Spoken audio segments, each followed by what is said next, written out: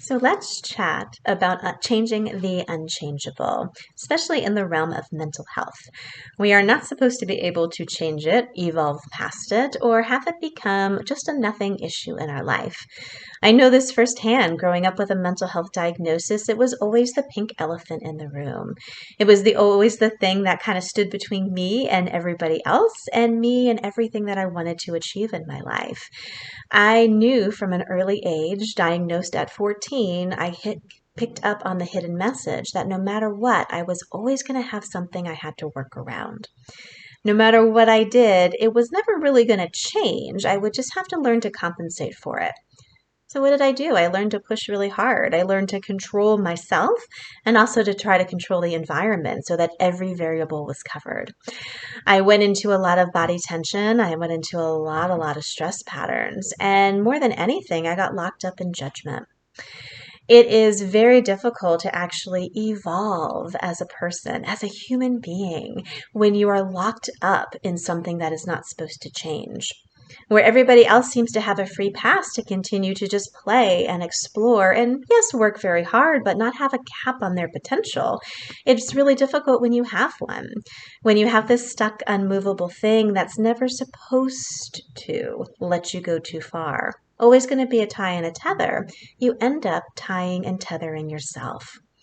That self-fulfilling prophecy comes through where those labels and the symptoms that came with the diagnosis seemed like an inevitable thing, instead of actually having the freedom to choose something different. And for me, one of the biggest things I look at is the message that you may be able to succeed in spite of this. I was told that nonstop. In spite of means that there's something wrong. And again, it takes us back to that point where there's going to be a stuck point that you're going to have to work around or to compensate. Well, the biggest problem with that is that it keeps you away from the gifts that you have. It is not just only my belief, it is my knowing that people with mental health diagnoses are the most underutilized population on the planet. We have ways of seeing things that no one else does. We have ways of feeling other people so deeply that we can connect in ways that no one else can. We have creative gifts to bring to the world, innovative gifts to actually allow things to be super different here if given the chance to shine. And it is extremely hard to shine when you're in compensation or workaround mode. When you're in unchanging mode, where no matter what you do, you're stuck. It is really through the work of reclaiming that there is something right about you, that the in spite of that you were given, the undercurrent of that there's something wrong, that different equals being wrong, is just not so. It is something that unfortunately is backed up time and time again through stigma and society, but it's not something you have to live from or function from anymore. There's a possibility beyond to not only be successful at the normal. The most clever of us have discovered how to do that, to succeed at the normal in spite of. But what if there was a way to relax around that? Where you didn't have to give up your current success, but you got to loosen the reins a little bit.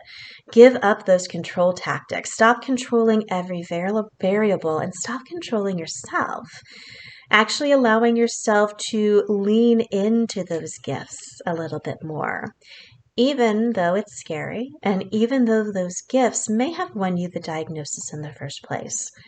For me, my empathy, my deep caring, and my ability to hear what was going on in other people's heads, read the room to such a degree, won me my label because I was so sensitive that I didn't know where I stopped and someone else began. But guess what? That's also one of my greatest strengths. It's what I used unknowingly and unconsciously to create my career in the health field, being able to connect with patients, a lot of them nonverbal. I'm a speech therapist by trade, and after a stroke, they couldn't talk to me, but oh man, I knew what they were saying. Being able to connect and really feel that and know that, I used my gifts unconsciously. But guess what happened when I started to unravel? When I started to actually come away from there's something wrong, there's something that can never change, and I have a stop point, and actually went into my no-no zone, went into feeling things deeper, to allowing the bigger energies and the bigger feelings to be present, to allow myself to peek into other people like I did when I was younger, and to see things from a totally different viewpoint than anyone else in the room. What I discovered was that it was actually highly creative, and it was well received when I knew how to package it correctly. And that was the skill set that I was missing when I was younger. It is my firm belief that had I had that when I was younger, I would not have been diagnosed.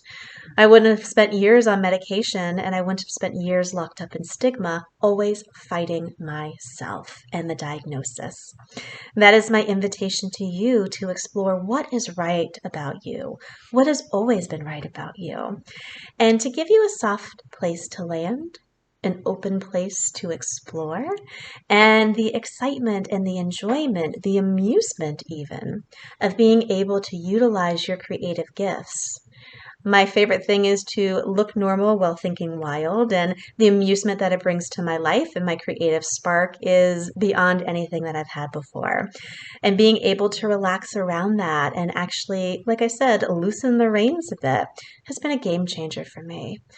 Imagine what your life would look like, and imagine what the world would look like if people weren't diagnosed once and stuck.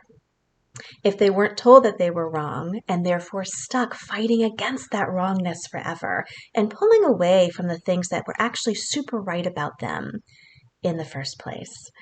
That is my invitation for you. If this is something that sparks a joy in you and speaks to you deeper, deeper, deeper still, please pop on a call with me and let's see what we can create together.